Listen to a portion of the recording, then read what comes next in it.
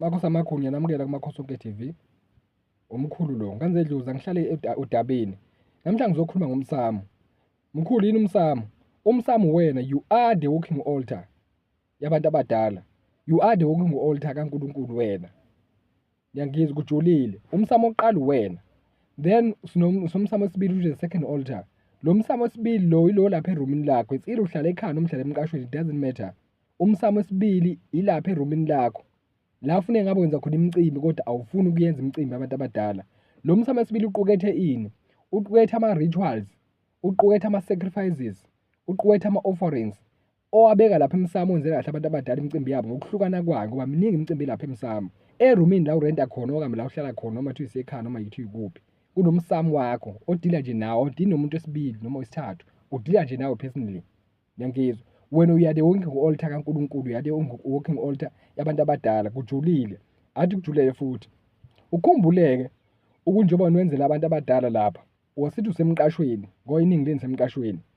Lapha emqashweni kunemoya emibi ejulile, mhlambe lo muntu wayeganga noma mhlambe wathwala ukuze akhe lama-room. Mawu usuyowamukela idala lapho, kujulile-ke lokho.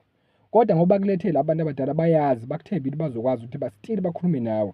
Kunemicimbi-ke oyenzayo lapha, kuqala before ubeke umsamo wakho. Kuney'mpande ufuna uchele ngazo lapha, endlini phakathi, hhayi ngaphandle, semqashweni la. Hlonipha abanye abantu ohlala nabo, emqashweni, ngaphakathi erumini lakho. La uzobe uchela khona, uphathe impepha yakho, uphathe amakhandlela akho, uphathe imali emhlophe, uphathe imali eyiphepha. La uzobe wenza khona umcimbi, then umkhulu uzobe sekuyala ukuthi wenze kanjani.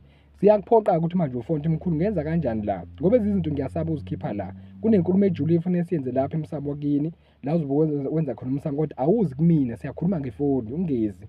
Ngiyangizwa, usibeke kahle umsamo wakho, uzokhuluma nedalo. Awuthi ngeke ngibuye la futhi. Ukhumbuleke ukuthi mase ebhabhela indaba ngoba uJesu niyamzonda, of which akanankinga nathi, thina sinenkinga naye. Lithi iBhayibheli, in the beginning was a word, and the word was with God, and the word was God. Wasethi yena uzosakha ngezandla zakhe noma ngezandla zabo. Let us make man with our own image. Washo njalo. Wase uma esekwakha wena wathatha ubumbo okuyinhlabathi, wathatha abaphansi, ngoba inhlabathi abaphansi bavuka phansi. Kade baba khona. Ngiyangizwa. Kukhona abantu abangazi baphile. Balapha yaba baye basekujuleni ngoba yonke into kaJesu sekujuleni. Ujulile njengoba ngikhuluma kanje. Wakubuma izandla zakhe, kodwa mase efuna uphile kahle ube umuntu ophefumulayo, kuthiwa kena he put his spirit in your nostrils. Wafaka umoya wakho ongcwele kuwena. Wafaka kuwena. Ngiyangizwa. Wasuphila-ke wena njengomuntu. Waba umsamo kaNkulunkulu. La ekhuluma khona nawe, khona ezokwazi ukucommunicate kahle nawe ngendlela. Amathongo bamkhulu bahlala kuwena ngaphakathi. They live in there in your body. Yingakho wena uyi-gateway yabantu abadala bengena khona bekhulume nawe kahle. Wasethi uNkulunkulu, renew the right spirit within me. Yingakho ngifuna ukukujulela. Mayesethi renew the right spirit within me, useyakukhombisa ukuthi khona eminye imoya emibi engafuni ukungena emzimbeni wakho. Ngiwubekile umoya wami la phakathi kuwena, kodwa ikhona eminye imoya emibi.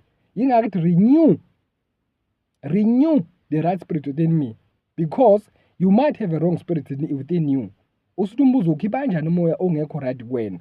Kujulile ukuthi indaba kubube ngezandla zakhe, ngesihlabathi, wathatha inhlabathi, wathatha abaphansi, izangoma, bashaya izangoma, bagida phansi, awugide emoyeni, gida phansi, izangoma, wakubumba. Ngiyangizwa nganzethu kujulile. Yingakho wena bathakathi, uthi urentile uhlele emqashweni, akubize le ey'nkambeni, akubize la ekuthakatha khona, ebiza igama lakho elidluntune, ekwenza izinto ezimbi, ethatha isithombe sakho, ekhuluma ethi ngithi akube nje, ekhuluma ngonoJesu oba uNkulunkulu, wayekhuluma ukuze edala yonke lento. Ngezwi lakhe wadala yonke lento, let there be demons. Wakekho yonke le moya. Let there be light, let there be darkness. Izinto ey'ningi zadala ngezwi lakhe. Yingani nabantu mabeqalekisa basenza iphimbo, basenza ulimi. Wena ukwazi ukuba nomsamo lapha endlini, uzokhuluma nabantu abadala using your mouth or your tongue, ukukhuluma nabantu abadala.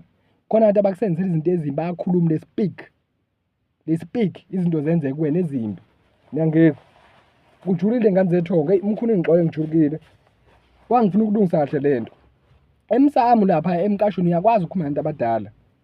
Ngiyangizwa. Wenze lo mcimbi yabantu ukhulume nabo. Komsamo oqala uwena kube umsamo wesibili. Bese uzongibuza mkhulu ngichela kanjani ngoba ufuna uchele lapha emsamo uzokhuluma nabantu abadala kahle. Ngiyangizwa.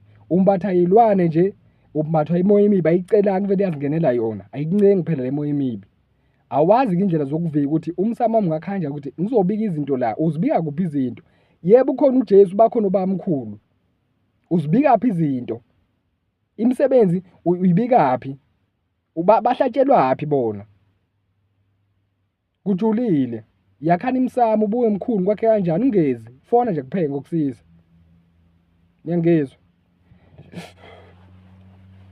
Ngizolindela ngane zethu ngu4 kodwa umsamo ufuna ulungiswe. Uyakwazi ukwenza umsamo emqashweni. Ngiyakwazi ngizokufundisa. Ukhulume nabantu abadala uhambe kahle nabo.